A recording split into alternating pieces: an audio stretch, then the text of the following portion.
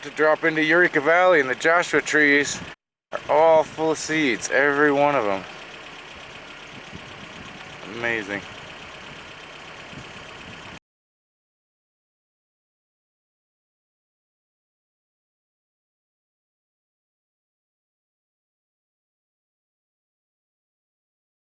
Set up at the back of Eureka Dunes. Quite a few people here last night, considering it's July. We got here after dark, and there were all kinds of people up on the dunes. They all already left this morning at 7 a.m. It was around 100 when we got here. It's only 75 this morning, so I'm guessing 105, 110 today.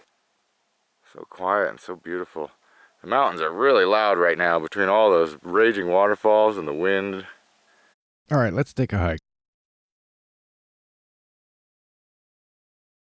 And we're just a few miles from the dunes, hiking up what was a road at one time. There's the old gate. Up there we can see the bypass we used to come down from up that way. And up in here should be a nice bit of shade at the dry fall. Looks pretty good. That's what we want.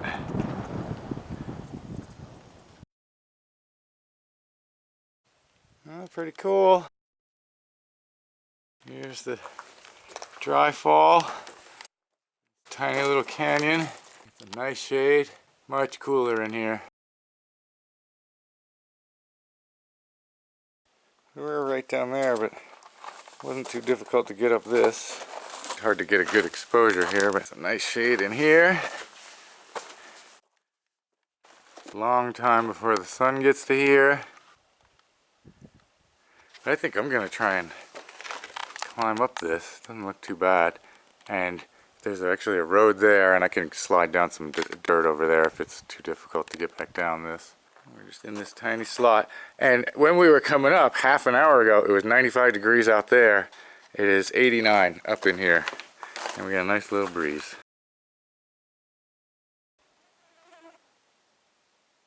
Just the breeze and the flies. So this seems easy enough to get up. Roxana's gonna stay here, but I'm gonna go take a look up above. Roxana's relaxing in the shade. This is what I just went up. It's pretty easy to get up, actually. Only took a minute. The Narrows come out there. Here's the dry fall. There's the road. Or to be more precise, here's the wash coming out of the Narrows. There's the road bypassing the dry fall there. So there's the Narrows, and you come down. So seems easy enough to make that mistake, and then that's where the dry fall is over there. Although in the dark, with your headlamps on, you immediately, as soon as it drops off, you could tell there was a drop, and we knew to expect this. But I never really got to see it. And so then, this is the life-saving bypass, and the road just goes down. And to get back, I can actually just go around that corner and just jump, slide down about 50 feet on some gravel.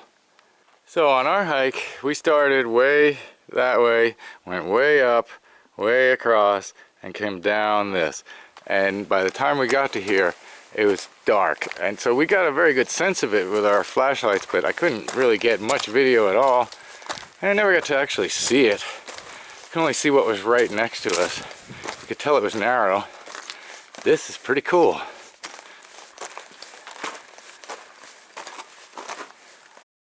Only do so much when it's this hot out. I'm just gonna go up to that corner right there, peek around it. Here we are around the corner. We got a nice breeze. It's 98 up here, so that's 8 degrees warmer than in the shade down there in that Narrows where it's not had sun all day. We are a good 700 feet now above the floor of Eureka Valley, so it's a little cooler and more breezy. Not too bad. I'll go a tiny bit further.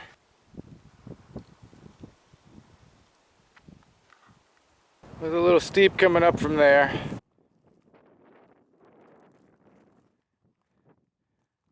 Here we have another set of Narrows. Now there's the super Narrows. Alright, we'll go up to there. This hasn't taken long at all. A little steep. Since I could see it ended right up there, I went one more bend. A little shade here.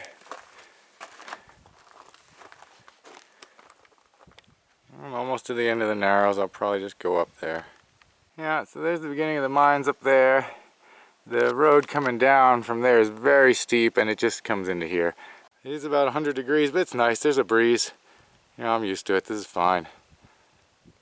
And there'll be a breeze in my face on the way down. Enjoy it for a few moments and then head back. I gotta make sure Roxana doesn't get caught in the sun. She should be in the shade for a good long time there. There's the way down.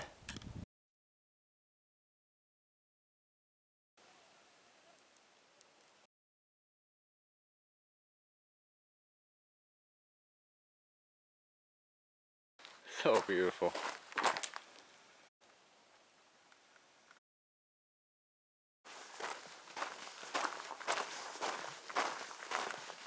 And there it is.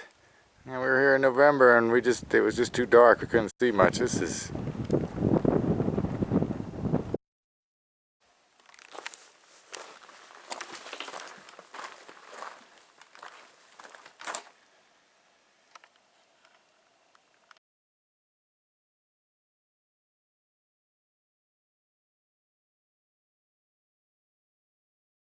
Roxana will be right down there.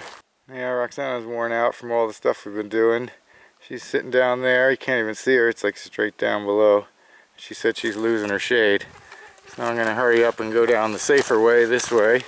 The normal route would be to go through there and try and follow the road that way back to the main road out there. I'm gonna slide down this stuff because Roxana's just around the corner there. Fortunately, I've got a nice little drainage to go down. This is amazing. The slot is in there. That's where the dry fall is that Roxana's hanging out at.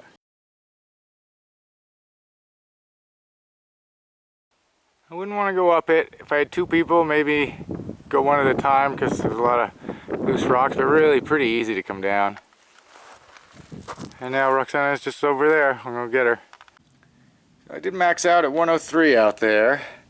And now we'll leave it sitting in the shade for a little bit and see what we get to here.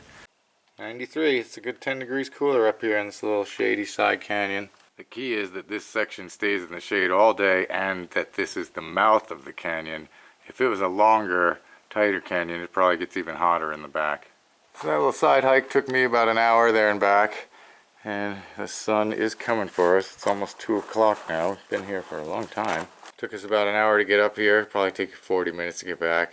And we will head to the right and then back up and over these mountains and wait at the top and wait out the rest of the hot part of the day before descending into Death Valley proper. Our spot from earlier is totally in the sun now. We just have this little tiny fall to get down.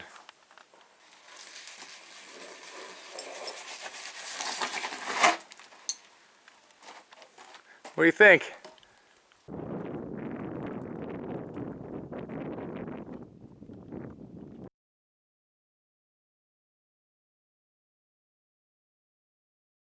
It's windy out, it's 105. Wind's keeping it tolerable. But there's snow out there in the distance. We'll see how warm it is down there. Made it out of Eureka Valley to the old mine at the top of the hill. And now we'll pass through Hanging Rock Canyon.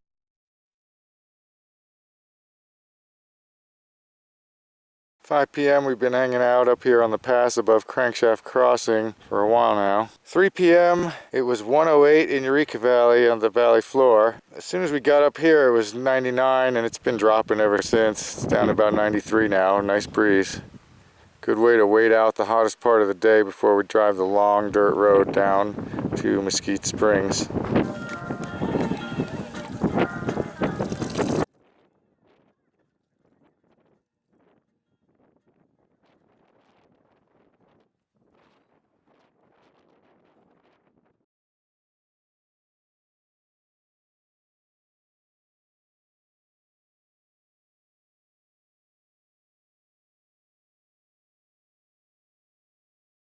After sunset at Mesquite Springs Campground, around 8:30 p.m. it's 99 degrees here at 1,800 feet elevation. Beautiful, nice breeze, nobody here. And bonus, the restrooms have water. 6:40, beautiful morning, 76 degrees. It's an empty desert. Us and the jackrabbits.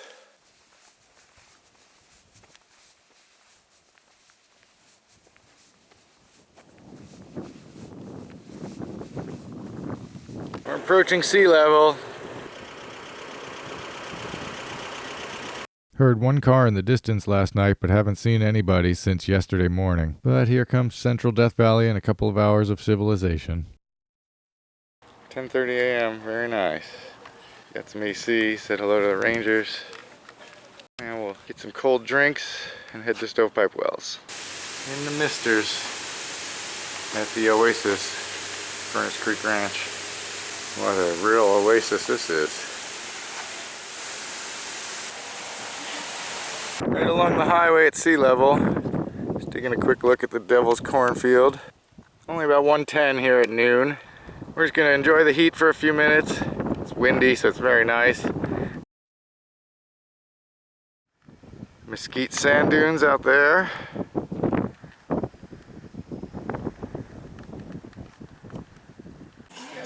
In the air conditioning at Stovepipe Wells. Nice view. It's a little hazy, but better than last time. At least it's not smoky today. I can't believe we haven't done this sooner. Pool at Stovepipe Wells, nobody here. It's about 110 out. We're going swimming. Nice little shady place to relax. Showers loaded with soap and shampoo, towels, everything you need. $4 a person. Furnace Creek has a similar deal also. We are spoiled. There's mountains out there.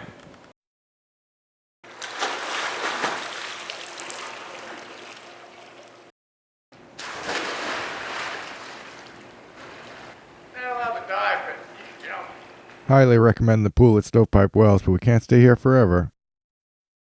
Well, the highway's behind us again. We're going to take Saline Valley Road a few miles out to Leaf Flat for the rest of today. 5,000 feet elevation, mid-90s temperatures. Gonna watch the clouds evaporate all afternoon. Those streaks below the cloud are called virga. The cloud is trying to drop rain, but it evaporates long before it hits the ground. And eventually the cloud itself is drawn apart by the dry air. The temperature will start dropping below 90 as the sun goes down. We're just admiring the view, and then it got a little weird. There are always burro hoof prints in the area, and we hear them occasionally. But tonight they were just making noise like you couldn't believe. Rah, rah, rah, all night long. They were pretty far away, and I only just barely saw one running, but wow, it was running pretty fast. Made me think, well, it would not be good if a herd of them decided to run through camp. Fortunately, they stayed away. It will eventually get down to 63 degrees, and we'll see you in the morning. Come up a very bumpy road from Leaf Flat a little ways here. Side of the hill is brown and this side is super green. Beautiful. It's 11 a.m., mid-90s, and we're going to have some big views for you. There's looking behind us. There's Hunter Mountain out in front of us. Flat here, but there's some big drop-offs ahead. The road is in pretty good shape, but you still have to be careful. And there's our first view, Panamint Dunes. And Panamint Valley. Hazy out there. There aren't really forest fires burning right now, but the clouds formed by the snow in the mountains, and then the hot air evaporates the clouds, plus regular pollution equals lots of haze in the summertime. And here we have the famous Saline Valley. It's a really long drive out to there. This is the closest we've ever gotten. There are hot springs, remnants of the old salt tram from when they harvested salt out of the flats out there, all kinds of things, but we'll save that for another time.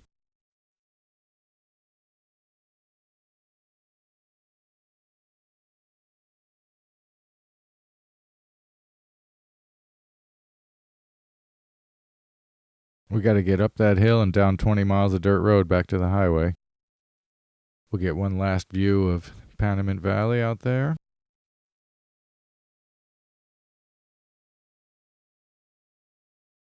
And pass through Leaf Flat one more time. Now that we're only 10 miles from the highway, we ran into a group of Jeeps heading out to Saline Valley. That's the first people we've seen since yesterday. We're not even that far from the road, really.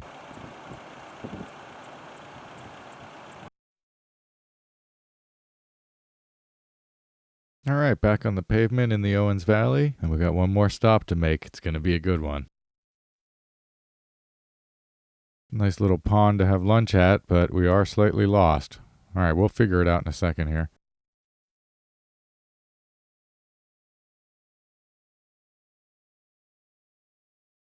All right, here's the path we were looking for. Okay, this is amazing. And the 3 people that were here just left. So the source of this spring is that little mound over there. There's a pipe, which is apparently leaking a little bit, but that's okay. That's the source. It's piped over to this little tub. There were several people here when we walked up, but they all left. And the one guy said we just turn that off to keep it from getting too hot. And look at this. Is this the way to end a trip full of hiking? We still get to drive through Yosemite, but wow, this is gonna be nice. It's unmarked, free. You just have to kind of know where it is. It's in a lot of books. You know, the source is just flowing down here, so even though the pipe's leaking, it's just flowing back into the creek that it would be in.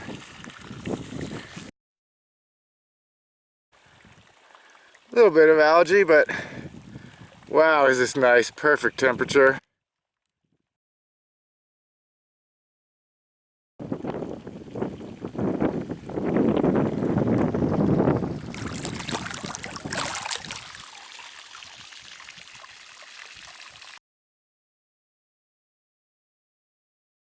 Mono Lake is out there, sun is just about down.